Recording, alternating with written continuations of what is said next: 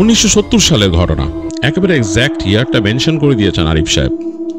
আরিফ সাহেবের দাদা বাড়ি ছিল হাওড় অঞ্চলের কোন একটা গ্রামে, এবং সেখানকার মধ্যে বেশ সম্ভ্রান্ত এবং ধনী ছিলেন আরিফ সাহেবের দাদা। তার অর্থবিত্ত ভালোই ছিল, ব্যবসা বাণিজ্য ছিল এবং বেশ বিস্তৃত ব্যবসা বাণিজ্য ছিল। তিনি অনেক দূরান্ত পর্যন্ত ব্যবসা করতেন। তো ভালো অবস্থা, এবং তাদেরও জয়েন্ট ফ্যামিলি ছিল, মানে একান্নবর্তী পরিবার। মানে সেই দেখা যেত যে বিশাল বাড়ির পাশ দিয়ে চলে গেছে আর একটা জায়গা, সেখানে আরেকটা বাড়ি তাদের ভাইয়ের, এরকম আর কি।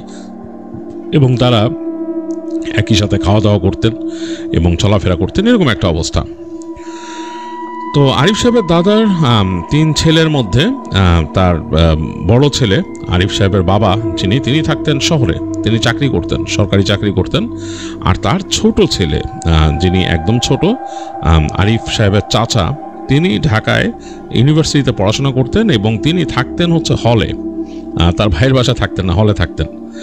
আর মেজো ভাই তিনি বাড়িতে থাকতেন, দেখাশোনা করতেন। এই হচ্ছে অবস্থা। আরিফ সাহেবের ছোট চাচা তিনি একবার শীতে, মানে শীতকাল হলো, তখন শীত পড়েছে বেশ, তো তিনি এসে আরিফ সাহেবের বাবাকে বললেন যে ভাইয়া আমি বাড়িতে যাব বেড়াইতে। বলে কি শীতে বেড়াইতে যাবো এসে? তো আরিফ সাহেবের বাবা বললেন যে কয়দিন পরে যা, আমিও যাই তোর ভাবিরে নিয়ে। বলে যে না না না আমি যাবো, এরকম এসে। তো যাই হোক, দেশে তখন একটু অস্থির অবস্থা। তো তার ভাইয়ের জন্য চিন্তা করছিলেন যে ছোট ভাইকে যেতে দিবেন কিনা। তারপর চিন্তা করলেন ছোট ভাই খুব গো ধরছে, বললেন যে আচ্ছা যা, বাড়ি যা, বেড়ায়। আরিফ সাহেবের ছোট চাচা বাড়ি গেলেন এবং তিনি যাওয়ার সময় তার এক বন্ধুকে সাথে করে নিয়ে গেলেন বেড়াতে। তো বেড়াতে যাওয়ার পরে তার বন্ধু এবং তিনি পৌঁছালেন তাদের এখানে এবং বেশ ঘুরছেন। শীতকালে অসাধারণ পরিবেশ থাকে সেখানে, মানে পানি কমে যায় এবং বিস্তীর্ণ ধানের চাষ হয় সেখানে, বিশাল ফসলের মানে দেখা যায় মাঠ, এবং সেই পানির যে একদম কমে যায়, একেবারে সংকুচিত হয়ে যায়, ওখানে বিলের মতো হয়ে যায় একটা ছোট। তো এরকম অবস্থা, এর মাঝে বেশ পিঠা পায়েস তৈরি হচ্ছে, এগুলো খাচ্ছেন, খুব এনজয় করতেছেন। তো তার বন্ধু খুব এনজয় করতেছিলেন, মানে আরিফ সাহেবের সে চাচার ফ্রেন্ড খুব এনজয় করতেছিলেন তাদের এলাকায়। তো তিনি বলেন যে কামাল, তোদের এখানে কি পাখি পড়ে না শুনছি? তো মানে আরিফ সাহেবের চাচার নাম ছিল কামাল। তো তিনি বলেন যে হ্যাঁ আমাদের এখানে পাখি পড়ে, হাঁস আসে বেটা, বালি হাঁস আসে, আরও বুনো হাঁস আসে অনেক। তো বলে যে করবি নাকি, হাঁস শিকারে যাবি? হ্যাঁ প্ল্যান আছে, তো তোরে নিয়ে যাবো। কারণ আরিফ সাহেবের দাদার বন্দুক ছিল, তার এই পাখি শিকারের বন্দুক ছিল, এবং ওই সময় এই শিকার জিনিসটা তখনও ওরকম আইনের আওতায় আসে নাই, অবৈধ আইনের আওতায় আসে নাই যে শিকার করলে সমস্যা হবে এরকম কিছু। তো যাই হোক, মানুষ করতো তখন, এবং এই কারণেই সেই যারা ক্ষমতাশালী ব্যক্তি তারা 2 কারণে তখন বন্দুক রাখতো বাসায়। একটা হচ্ছে নিরাপত্তা, ডাকাতের থেকে নিরাপত্তার জন্য, আরেকটা হচ্ছে এই শিকার করার জন্য। তো যাই হোক, আরিফ সাহেবের ছোট চাচা সে প্ল্যান করে যে তার ভাইকে নিয়ে শিকারে যাবে। তো আরিফ সাহেবের মেজো চাচা যিনি ছিলেন তাকে তিনি বলেন ছোট ভাই যে দাদা এরকম শিকারে যাইতে চায় আমার ফ্রেন্ড, এই কাহিনী। তো সে বলে যে যাবি? আর আমি তোরে নিয়ে যাবো না, চল একসাথে। বলে না না না তোমার নিয়ে না, আমি আর আমার ফ্রেন্ড যাবো। 2জন মিলে শিকারে যাবে, এটা কেমন কথা? এটা হয় রাত্রেবেলা এত?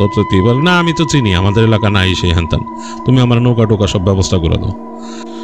আরিফ সাহেবের মেজো চাচা তার জন্য নৌকার ব্যবস্থা করে দেন এবং তাদের জন্য টুকিটাকি জিনিসপত্র, এবং সেই অবশ্যই তার দাদার রাইফেলটা তিনি এনে দেন এবং তাকে কার্তুজ সহ যা যা লাগে, এবং বলে যে তুই গুলি চালানো তোর মনে আছে, তোর ছোটোবেলায় শিখেছি? বলে হ্যাঁ মনে আছে, অসুবিধা নেই। তো বলেন যে তুই এই প্র্যাকটিস করিস, আগে যে বিলে যায় প্র্যাকটিস করিস। আরে এগুলো তো মানে ছররা গুলি, মারলেই হলো, ঝাঁক দেখে মারমু লাগবই তো। ঠিক আছে। তো ভাই ওভাবেই করে তাকে ঠিক করে দেয়। তো এরকম যথাসময়ে যেদিন যাবে তারা ওই রাতের বেলা প্রিপারেশন নিয়ে তাদের সাথে কিছু খাবার দাবার নেয়, শুকনা খাবার, মুড়ি, গুড়, চানাচুর, এগুলো নিয়ে, এবং তারা সেই মোটা কাপড় পরে আর কি, জ্যাকেট পরে, মাথার মধ্যে মাফলার পেঁচিয়ে 2 বন্ধু তাদের সেই নৌকায় উঠে রওনা দেয়। তাদের ওখানে তখন ওই যেই জায়গাতে তারা যায় বিল একদম সংকীর্ণ হয়ে গেছে, হাওড়ের সেই অংশটা ছোট্ট খালের মতো আর কি। তো সেখানে উঠে তার আরিফ সাহেবের মেজো চাচা তাদেরকে বিদায় দেয় সেখান থেকে, বলে যে সাবধানে যাইস, কোনো নাই, এবং ফ্ল্যাশ লাইট দিয়ে দেয়, টর্চ লাইট। বলে যে পাখি পড়লে, বলছে যে এই সময় সাধারণত এখানে বেশিরভাগ হয় কি বালি হাঁস বেশি পাওয়া যায়। তো বালি হাঁস তো ছোটো, যে এগুলা মাইরা তুই সুন্দর বাইন্দা নিয়ে আসতে পারবি, এখানে নৌকায় ফেলায় অসুবিধা না, আর বড় হাঁস পড়লেও অসুবিধা নাই, ওখানে করে ফেলবি, মানে তাকে বুঝায় দেয় আর কি, যেভাবে যা করে আর কি, বোঝা টুজায় দিয়ে ভাই বিদায় নেয়। এবং ওই দিন বেশ কুয়াশা ছিল চারিদিকে।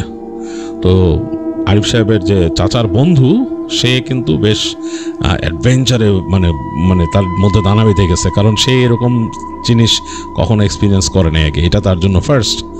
সে বলতেছে দোস্ত এটাতে হেভি মজার, মানে আমরা যাইতেছি নৌকায় তুই আর আমি, একবারে কেউ নাই, বিলের মধ্যে পুরা মানে চাঁদ উঠছে, কেমন একটা অবস্থা দোস্ত, হেভি লাগতেছে। যে হ্যাঁ চল চল যাই।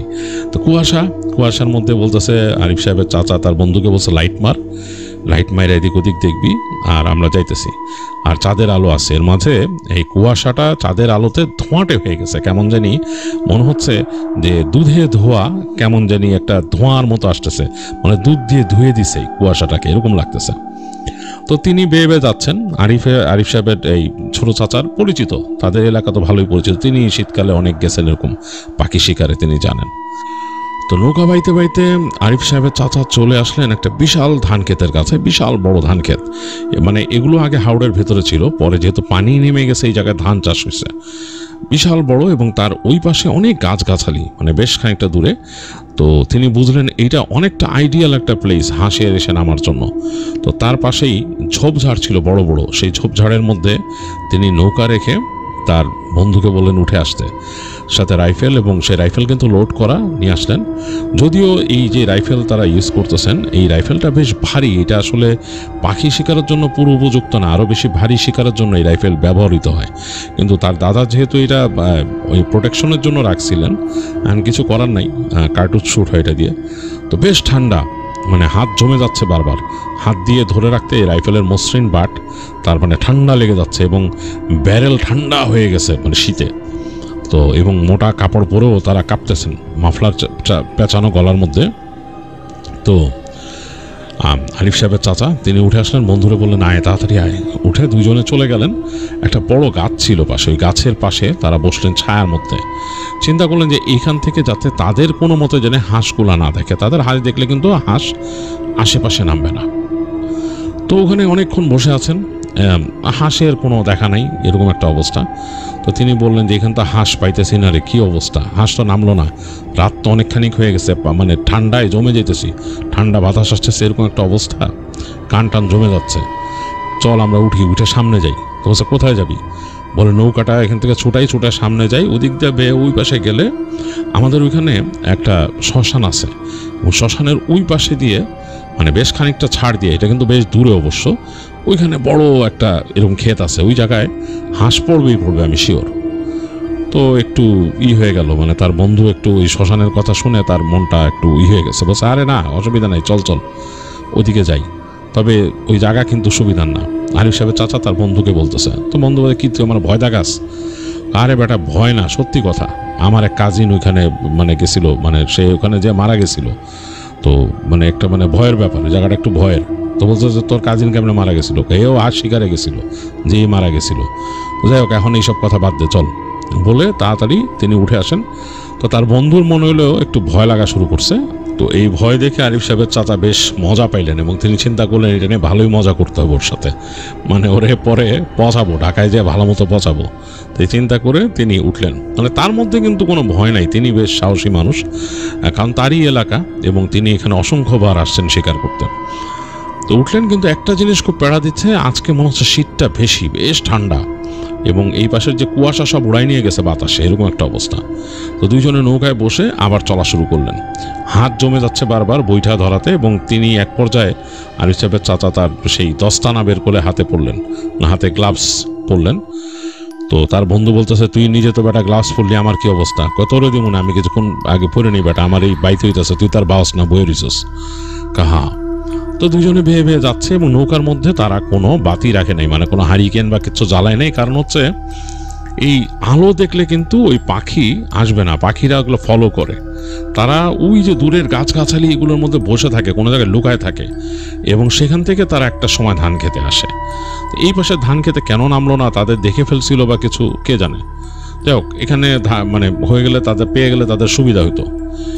তো আরিফ সাহেবের চাচা বেয়ে বেয়ে গেল, অনেক দূর চলে গেছে এবং এই জায়গাটা হচ্ছে একটু কার্ভ নিয়ে এইভাবে ডান দিকে চেপে গেছে। তো যখন কার্ভ নিয়ে বেরোচ্ছে তখন একটা এরকম ফাঁকা জায়গা, বেশ খানিকটা জায়গা এখানে নেমে গেছে নিচু হয়ে, এবং এই এখন তো শুকায় গেছে পানি, সুতরাং পানিটার এই পাশে কত না। তখন তিনি তার বন্ধুকে দেখাইলেন, ওই দেখ ওইখানে ছিল শ্মশান। বলে শ্মশান মানে? বলে এখন আর মানুষ খুব একটা এখানে ব্যবহার করে না, অনেক দূরে তো, কিন্তু এখনও মানে যদি চায় কেউ দাহ করতে পারে এসে, কিন্তু করে না মানে সাধারণত। তার বন্ধু দেখতেছে যে ওই পাশে বেশ এরকম অন্ধকারের মধ্যে চাঁদের আলো জটটুক পড়ছে, জায়গায় বেশ ভয়ঙ্কর লাগতেছে, কারণ জায়গাটা একদম এমনভাবে নামছে, কেমন জানি লাগতেছে তার কাছে। এমনি হয়তো সে এই শ্মশান শোনার জন্য হইতে পারে, তার ওই পাশে একেবারে গাছগাছালিগুলো বাতাসে পাতা নড়তেছে, অন্যরকম একটা পরিবেশ। তো যাই হোক, এক পর্যায়ে তাদের এই ছোট বিলটা একটু চড়া হলো এবং ঘুরে গিয়ে ডান দিক দিয়ে চাপায় যখন যাচ্ছে, তখন এখান থেকে চোখে পড়লো বিশাল আবার সেই প্রান্তর, বিশাল প্রান্তর, এবং সেখানে চাষ হয়েছে, ধানের চাষ হয়েছে। তো ওইখানে কাছে গিয়ে এক জায়গায় নৌকাটা ক্যাচ করে বিধালো, ওখানে রাখলো। দেখলো এখানে কুয়াশাটা বেশি, মানে বাতাস কম থাকাতে কুয়াশা সবাই সেখানে জড়ো হয়েছে। তো ওইখানে নামলেন তারা, জিনিসপত্র নিয়ে যথারীতি রাইফেল নিয়ে নামলেন এবং জিনিসপত্র নিয়ে আস্তে আস্তে করে হেঁটে তার বন্ধুকে নিয়ে রওনা দিলেন আরিফ সাহেবের চাচা।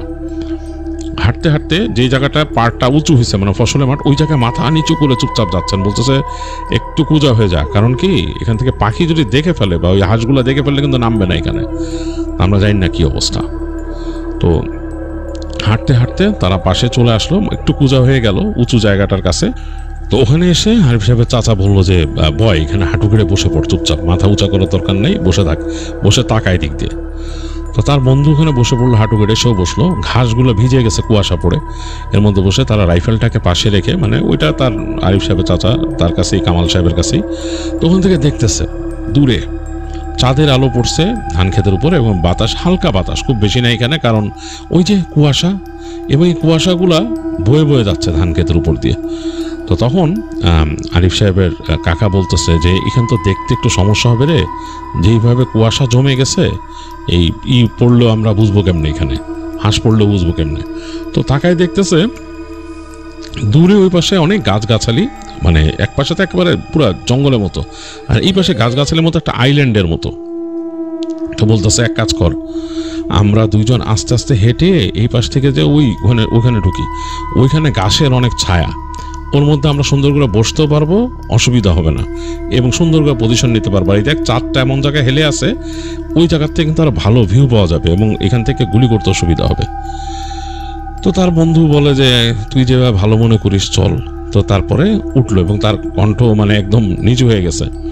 তো আরিফ সাহেবের কাকার খারাপ লাগলো, সে আস্তে করে তার হাতের যে দাস্তানাগুলো ছিল সে কুইলা বন্ধুরে বললো দে পর, তুই পর এটা। তো পড়লো, সে পরে দুজনে হেঁটে হেঁটে যাচ্ছে, বেশ ঠান্ডা এবং কুয়াশা গায়ে মাখায় মাখায় যাচ্ছে তারা, কুয়াশার মধ্যে দেখাও যায় না। ফ্ল্যাশ লাইট মারা যাবে না, কারণ ফ্ল্যাশ লাইট মারলে ওই যে হাঁস যদি নামে তো দেখে ফেললে হয়তো আসবে না এখানে। ওরাও খুব মানে সন্তর্পণে চলাফেরা করে, ওরা খুব কেয়ারফুলি চলাফেরা করে। তো যাই হোক, অনেক কষ্টে এই কুয়াশার মধ্যে দিয়ে একটা পাশের আইল ধরে একদম কুজা হয়ে দুজনে হেঁটে ঢুকে গেল সেই যে আইল্যান্ডের মতো, যেখানে অনেক গাছগাছালি, মানে উঁচু একটা জায়গা, একটুখানে গাছগাছালি আছে। তো ওইখানে ঢুকে দুজন বসলো এবং অনেক গাছ, ওখানে অনেকগুলো গাছগাছালি, এগুলোর ফাঁকে ঢুকে যখন গাছের ইসের মধ্যে ঢুকে গেছে তারা, ওখানে বেশ শব্দ করে ঝিঝি পোকা ডাকতেছে, অন্যরকম একটা পরিবেশ। তো বলতেছে দেখ এই জায়গায় এসে একটা সুবিধা হলো কি, এখন আমরা কিন্তু ওপেন নেই, দেখ এইখান থেকে দেখা যাচ্ছে আমরা আগে যেখানে ছিলাম ওই জায়গাটা কিন্তু একদম স্পষ্ট। আর ওই দেখ ওই যে মাঝখানে দেখ কুয়াশা জমেছিল, ওই জায়গার এই পাশে কিন্তু চাঁদের আলো পড়ায় ভালোই দেখা যাচ্ছে। অনেক কঠিন অবস্থা, চল এখানে বসে থাকি গাছের ফাঁকে। তো দুজনে মোটামুটি একটা পজিশন নিয়ে বসলো একটা গাছের পাশে এবং রাইফেল তাক করে রাখলো। এবং তার বন্ধু বলতেছে যে আমার তো মনে হইতেছে যে কোনো হাঁস টাস পড়বে না। কারে পড়বে বেটা, হাঁস আসবে, খাইতে আসবে, বয় বয় বয়, একটু অপেক্ষা কর, এরকম বলে গল্প করতেছে।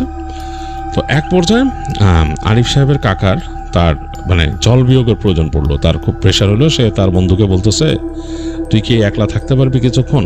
এই 2 মিনিট। কেন? আমি একটু জল বিয়োগ করতে যাবো।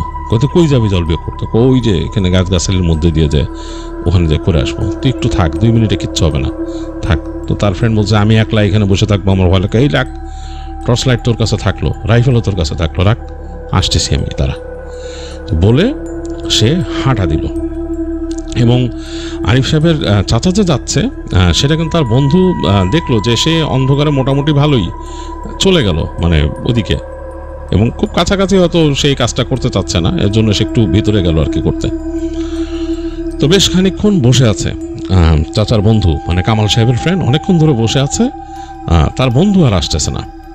কঠিন একটা অবস্থা, এবং সে নিজেও তাকায় আছে ওই জায়গায়, চাঁদের আলো পড়ছে কুয়াশার মধ্যে, মাঝে মাঝে কুয়াশা ছেয়ে যাচ্ছে এবার সরে যাচ্ছে, কোনো হাঁস পড়ার নামগন্ধ নাই, এরকম একটা অবস্থা। তো এক সময় সে দেখলো যে এক ঝাঁক বালি হাঁস উড়ে আসলো, এক ঝাঁক বালি হাঁস উড়ে এসে ওই দিক থেকে মানে একেবারে ওই তাদের ওইখানকার থেকে যে একটা যে গাছগাছালির বিশাল একটা লাইন ছিল ওই পাশ থেকে উড়ে এসে একদম ক্ষেতের মধ্যে নামলো সবগুলা, এবং যেই জায়গাতে তার বন্ধু বলছিল মানে আরিফ সাহেবের চাচা বলছিল ঠিক ওই জায়গায় এসে পড়ছে সবগুলা। এখন তার তো খুশি লেগে গেছে, মানে আরিফ সাহেবের চাচার বন্ধুর খুশি লাগছে। তো সে হাতে রাইফেল ধরছে, কিন্তু সে কিন্তু ওরকম গুলি করতে জানে না, তার ওই ট্রেনিংও নাই, কিছু নাই যে সে এরকম হাঁস মারবে, কখনো মারে নাই। হয়তো জানে যে এখানে এই লকটা সরায় ট্রিগারটা টানলেই যেহেতু এখানে কার্ট্রিজ লোড করা আছে ছড়া গুলি বেরোবে, কিন্তু এটা কতটুকু এখানে যায় হিট করবে কি করবে সে তো জানে না, আবার তার মাথায় ধারণাও নাই। তো সে একটু চিন্তায় আছে যে কাজটা করা তো ঠিক হবে না, এই দিক দিয়ে আবার তার বন্ধু গেছে, সেও তো ভয় পেতে পারে। তো সে চিন্তা করছে ও আসে না কেন, দল বিয়োগ করতে কতক্ষণ লাগে, এর মধ্যে কি তার মানে কি সে কি পথ হারায় ফেললো নাকি অন্ধকারে, এটা চিন্তা করতেছে। আবার চিন্তা করতেছে সে ফ্ল্যাশ লাইট মারবে নাকি। তো একটু পরে সে মানে অস্থির হয়ে গেছে, একটু পরে সে শুনলো তার পেছন থেকে বেশ ডান দিক থেকে মানে খানিকটা দূর থেকে একটা কণ্ঠ, আপনার নাম কি রতন? তো এটা শোনার সাথে সাথে আরিফ সাহেবের চাচার বন্ধু মানে চমকে উঠে, তার নাম রতন, কিন্তু তাকে কে ডাকবে এখানে, সে আর তার বন্ধু কামাল আসছে এখানে, মানে এখানে আরেকজন কে আসছে, কে ডাকতেছে তাকে।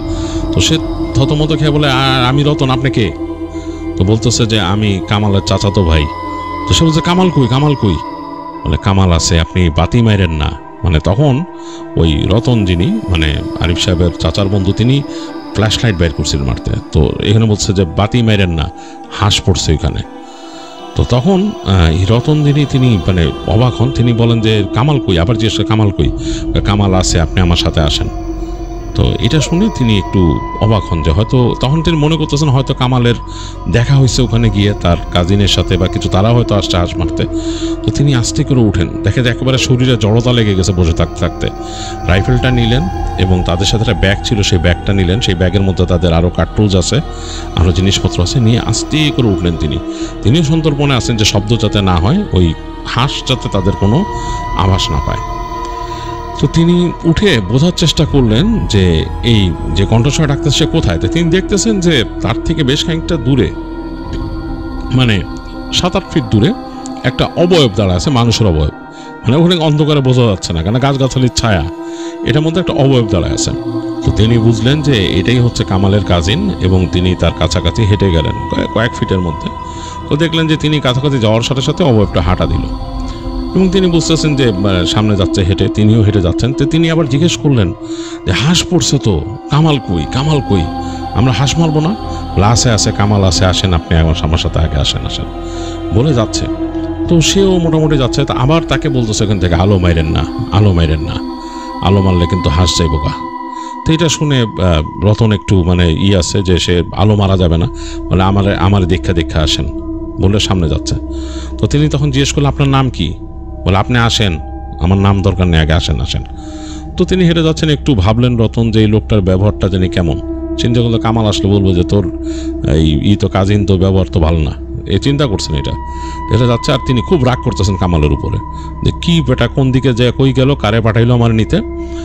তো হেঁটে গিয়ে আরেকটা জায়গায় বেরোলো তারা। এই জায়গাটা হচ্ছে মানে এই যে গাছের যে একটা আইল্যান্ডের মতো ছিল, এখান থেকে বের হয়ে দেখতেছে যে একটা এরকম ফাঁকা জায়গা, এবং তার মাঝখানে একটা পুকুর, এবং সেই পুকুরটা বেশ শুকায় গেছে, মানে পুকুরের পানিটা মোটামুটি মানে একদম নিচে, চাঁদের আলো পড়ে বোঝা যাচ্ছে ঠান্ডা এর মধ্যে, আর পাশ দিয়ে কাদার মতো আর কি এরকম।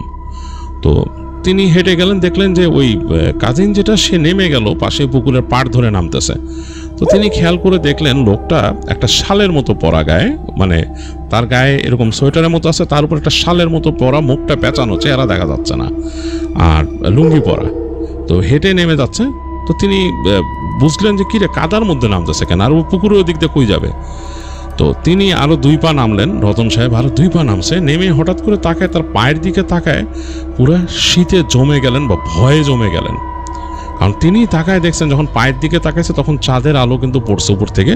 এর মধ্যে তিনি দেখতেছেন যে যেই মানে মানুষটা হেঁটে নামতেছে তার পাটা কিন্তু এই লম্বা, তার পায়ের পাতাটা অস্বাভাবিক রকম লম্বা, এবং 2টা পাতাই উল্টা, মানে সামনের দিক না, পিছন দিকে করা।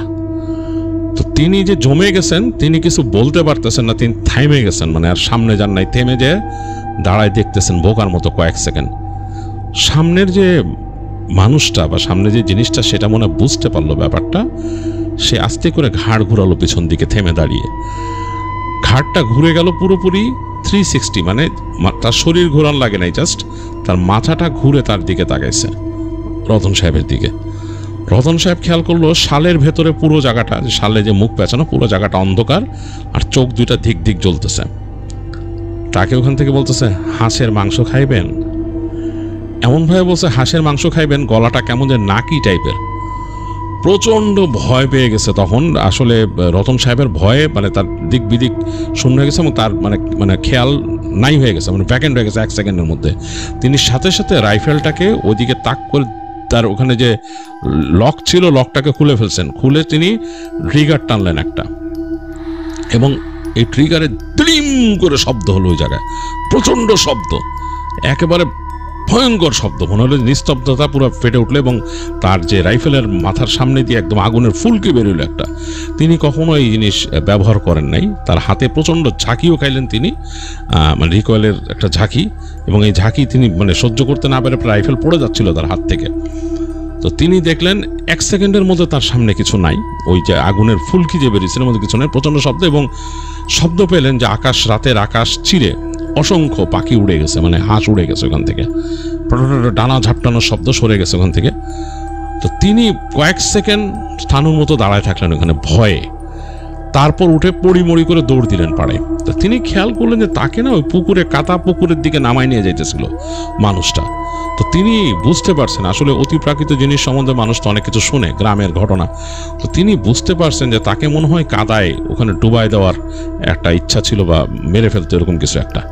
তো তিনি দৌড়ায় যাচ্ছেন, তিনি যেদিক থেকে আসছেন সেইখান দিয়েই ঢুকতেন, এবং এইবার তিনি হাতের লাইটটা অন করছেন, ফ্ল্যাশ লাইটটা অন করছেন, বন্দুকটা শক্ত করে ধরছেন হাতে, মনে করছেন যে এইটাই একটা অবলম্বন তার। তখন ফ্ল্যাশ লাইটের আলো পড়তেছে গাছগাছালির মধ্যে দিয়ে, তার হেঁটে চলা পথ এলোমেলো, মানে ওখানে পায়ে চলা পথের মতো নাই, মানে ওই ফাঁক ফোকর দিয়ে বেরিয়েছেন।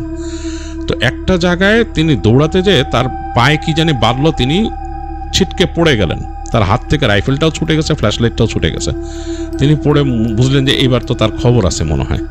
তো যাই হোক, কয়েক সেকেন্ডে যখন কিছু ঘটলো না, তিনি তাড়াতাড়ি মানে দেখলেন যে লাইটটা জ্বলে আছে, তখনও হামাগুড়ির মতো দিয়ে দৌড় দিয়ে যে লাইটটাকে তিনি আবার ধরলেন, ধরে আশেপাশে মারলেন, দেখলেন কেউ নাই, কিন্তু মনে হইতেছে কারো একটা উপস্থিতি আছে। তো তিনি দেখতেছেন তার সামনে রাইফেলটা পড়া, দৌড় দিয়ে তার রাইফেলটা আবার নিয়ে তিনি আলো মারলেন, কিসে পড়ছেন তিনি, কোনো ডালপালা এরকম মারতেছেন, সেখানে তিনি দেখলেন একটা পা বের হয়ে আছে, পায়ে লেগে পড়ছেন। পাটা দেখেই তিনি চিনলেন যে এটা তার বন্ধুর পা, মানে কামালের মানে পা, সেখানে প্যান্ট, মানে কামালের প্যান্ট দেখা যাচ্ছে। তো তিনি তাড়াতাড়ি গেলেন, দৌড় দিয়ে যে কামালের পাটা ধরে টান দিলেন, দেখলেন যে কামাল বের হয়ে আসছে। কামাল একটা ঝোপের মধ্যে তার শরীর ঢুকেছিল এবং বের হয়ে আসছে, এবং তার মুখ দিয়ে ফেনা গড়াইতেছে। তো তিনি তাড়াতাড়ি এখন ডানে বামে তাকে কি করবেন, কামালের বুকে হাত রাখলেন, দেখলেন যে হ্যাঁ তার শ্বাস চলতেছে। তো তিনি চিন্তা করলেন যে আমি এত কিছু নিয়ে কিভাবে যাবো এখান থেকে, তারপরে কান্না আসতেছে এরকম। এই সময় তিনি ওখান থেকে নাকি গলায় শুনলেন সেই ঝোপের পিছন থেকে যে আজকে তোরে মাইরা ফেলবাম। এইটা শুনে তিনি মানে এমনভাবে বলছে নাকি গলায়, তার মানে আর কোনো সেন্স নাই, সে কোত্থেকে যে তার শক্তি আসলো।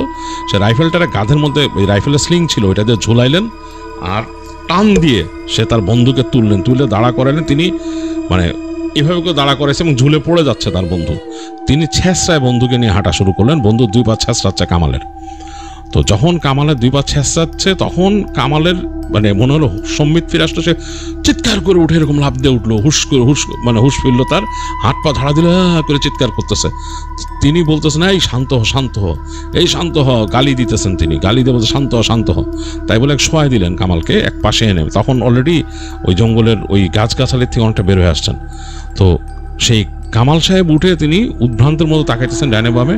বন্ধুকে দেখে তিনি ভয় পেলেন। ভয় পেয়ে তিনি বলতেছেন, আমার মেরে ফেলাইছিল রে, আমার গাছে তুলে নিয়ে গেছিল, চল কথা বলিস না বলে তিনি তাড়াতাড়ি টানলেন, বলে হাঁটতে পারবি। তার কাঁধে ভর দিয়ে তার বন্ধু কামাল যাচ্ছে আর কি, আরিফ সাহেবের চাচা। তো রতন সাহেব কোনো মতে কামাল সাহেবকে নিয়ে মানে কোনো মতে ছেঁচড়াইতে হাঁটতে হাঁটতে চলে আসলেন মানে পাড়ে, যেখানে তাদের নৌকা রাখা ছিল তার কাছে।